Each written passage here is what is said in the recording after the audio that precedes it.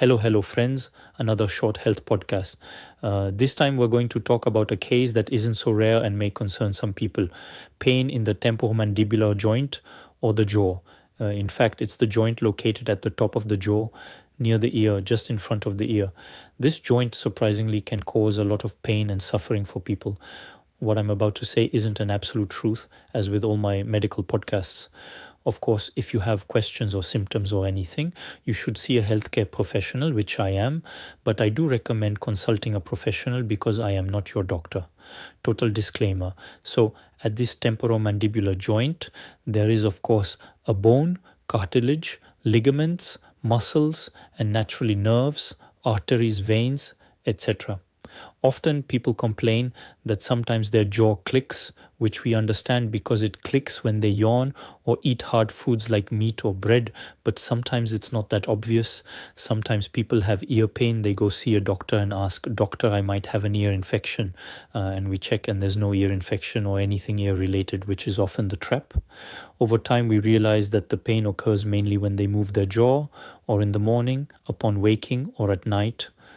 Palpating the joint can provoke certain pains, and that's when we realize that's the issue. Often when we dig deeper, it's not an absolute truth, but usually it's people with anxiety, conscious or unconscious, often unconscious. It manifests often during stress without them realizing it. Consciously, I swear, people tell you, no, I feel fine. But deep down, there's something stressing them immensely, an ongoing situation or problems. These are the people who grind their teeth at night, who develop bruxism. They contract their jaws so much that it causes friction at the temporomandibular joint, leading to inflammation or sometimes dislocations or subluxations, which can be very painful. Usually when they relax, it gets better. So, if you generally experience this, address your stress, try meditation if possible. Restart sports if you've stopped for a while because exercise increases endorphins and reduces stress hormones overall. It will improve your sleep quality. Watch your diet.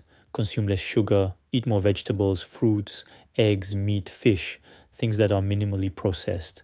This will indirectly impact your sleep, health, well-being, and stress levels because the more fast food, sugary, salty foods you eat, the more likely you are to become stress intolerant. If that's not enough, massages by a physiotherapist or physical therapist, depending on where you live, can be helpful. Not always, but they can help.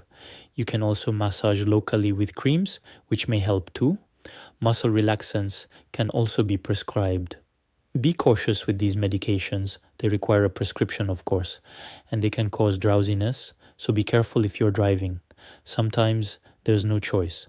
Sometimes dental issues are involved. You should have your teeth checked by your dentist to see if a mouthguard might help balance the jaw. Also, magnesium might help.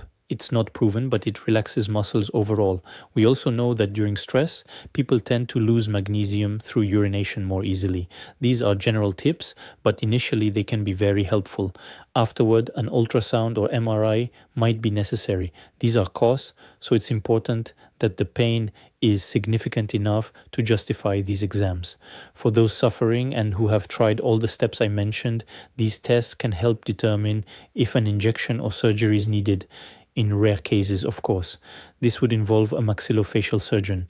So I hope this has helped you. If you have questions, don't hesitate. Leave all your questions in the comments, and I'll do my best to make a video to answer them. Have a good day or evening, everyone.